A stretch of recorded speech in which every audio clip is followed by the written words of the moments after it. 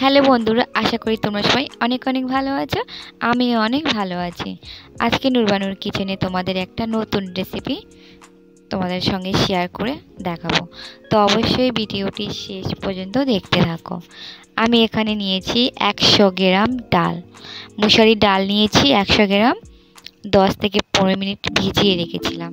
ভিজিয়ে রাখার পরে ডালটাকে ভালোভাবে 2 থেকে 3 বার ধুয়ে নিয়েছি, কারণ যত ভালোভাবে ধুয়ে নেবে তত ডালটা একদম চকচক করবে, কারণ ডালের মধ্যে একটা পাউডার ভাব থাকে। তো যত ভালো করে ধুয়ে নেবে তত পাউডারের ভাবটা চলে যায়। তো এখানে ডালটা পুরো একদম ভিজে সিদ্ধ হয়ে গেছে প্রায়। এবারে শুধু উনুনে বসানোর অপেক্ষা। তো ডাল এমনি থেকেই নিরামিষ, ডালকে বলা হয় নিরামিষ। তো অবশ্যই দেখতে থাকো, একদম সিম্পলভাবে নিরামিষ রান্না করে দেখাবো। তো ডালটা আমি বসিয়ে দিয়েছিলাম, বসিয়ে দেওয়ার পরে ডালটা পুরো সিদ্ধ হয়ে গেছে। ডালটা যেহেতু অনেক ভালো, বেশিক্ষণ নাড়াচড়া করতে হয়নি, চামচ দিয়েই নাড়ছে, এমনি থেকেই ডালটা পুরো একদম ঘেঁটে যাচ্ছে। তো সেইভাবে এখানে ডাউ ব্যবহার করার প্রয়োজন হয়নি খুব একটা। তো চামচ দিয়ে নেড়ে নিচ্ছি, তো এমনি থেকেই ঘেঁটে যাচ্ছে, তার জন্য আর ডাউ ব্যবহার করিনি, চামচের সাহায্যে হয়ে গেছে। তো এখানেও যেহেতু অনেকটা একদম শুকিয়ে গেছে, তার জন্য একটু অল্প জল দিয়ে একটু ভালোভাবে নেড়ে নিয়েছি, ঘেঁটে নিয়েছি। তো তারপরে নিয়ম মতো যেভাবে পছন্দ করো সেভাবে জল দেবে। চাইলে একটু পাতলা করতে পারো কিংবা ঘন করতে পারো, যে যেমনভাবে খেতে ভালোবাসো সেভাবে করে জলটা দিয়ে দেবে। তো এখানে জল দেওয়ার পরে লবণটা দিয়ে দেব। লবণটা দিয়ে দেওয়ার পরে 10 মিনিটের মতো ডালটাকে ভালোভাবে ফুটিয়ে নেব। ফুটিয়ে নেওয়ার পরে ছোট সাইজের একটা পেঁয়াজ, আগে থেকে আমি পেঁয়াজটা কুচে রেখেছিলাম, তো এখানে পেঁয়াজ দিয়ে ডালটাকে বাঁকা দেব। অনেকভাবে ডালটা বাঁকা দিতে দেখেছো, জিরা মরিচ দিয়ে, রসুন দিয়ে, যে যার মতো করে। তো আজকে দেখাবো একদম নতুন আইটেমের, তো অবশ্যই ভিডিওটি দেখতে থাকো।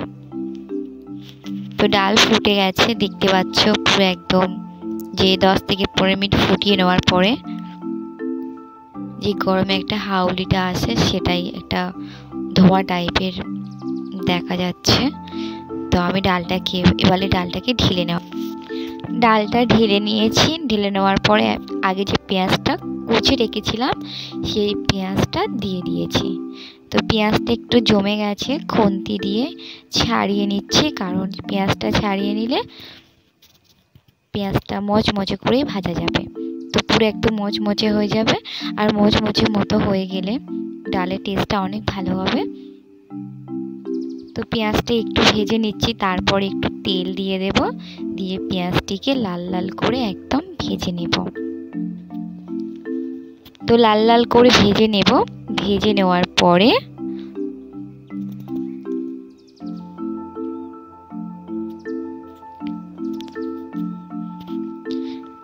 তো আমি ডালটা তারপরে দিয়ে দেব। তো পেঁয়াজটিকে দিয়ে দেওয়ার পরে একটু গরম করে নিলাম। গরম করে নেওয়ার পরে তেল দিয়ে দিয়েছি।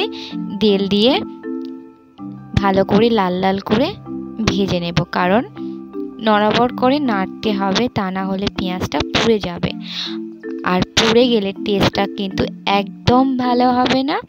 সেই জন্য করে পেঁয়াজটিকে তো এইভাবে করে নড়াবড় করে নাড়তে হবে, তা না হলে পেঁয়াজটা পুড়ে যাবে। তো দেখতে পাচ্ছ একদম লাল লাল হয়ে গেছে, পেঁয়াজটি মুচমুচে হয়ে গেছে। এবং আমি দিয়ে দেব একটু লঙ্কার গুঁড়ো, তারপরে দিয়ে দেব হলুদের গুঁড়ো। যেহেতু লবণটা দিতে হবে না, কারণ আমি লবণটাকে দিয়ে দিয়েছিলাম, স্বাদ মতো লবণ দিয়ে দিয়েছি। তোমরা অবশ্যই লবণটি আগে দিয়ে দেবে, চাইলে এখনই লবণটাই অ্যাড করতে পারো। তো আমি লবণটা আগে দিয়ে দিয়েছি। তো দিয়ে দিলাম লঙ্কার গুঁড়ো, দিয়ে দিলাম হলুদের গুঁড়ো, একটু কষিয়ে নেব, তারপরে ডালটিকে ঢেলে দেব। তো ডালটিকে ঢেলে দিচ্ছি, ঢেলে দেওয়ার পরে একটু চাপা দেবো, কারণ যে ডালের যে একটা সেন্ট সেটা চলে যাবে। চাপা দিলে ডালটার সেন্টটা থেকে যাবে। তো দেখতে পাচ্ছ পরিবেশন করে দেখাচ্ছি কত সুন্দর কালারটা হয়েছে, এবং টেস্টিও তো অসাধারণ। একবার খেলে বারবার খেতে হবে। তো বিভিন্ন ধরনের ডালের আইটেমে রান্না করেছো, বিভিন্ন ধরনের বিভিন্ন রকমের, অবশ্যই দেখেছো। তো এটা একদম নিউভাবে রান্না করা, এবং এইভাবে রান্না করলে ঝটপটে রান্না হয়ে যাবে, খেতেও অনেক ভালো লাগবে, এবং একদম নিরামিষভাবে।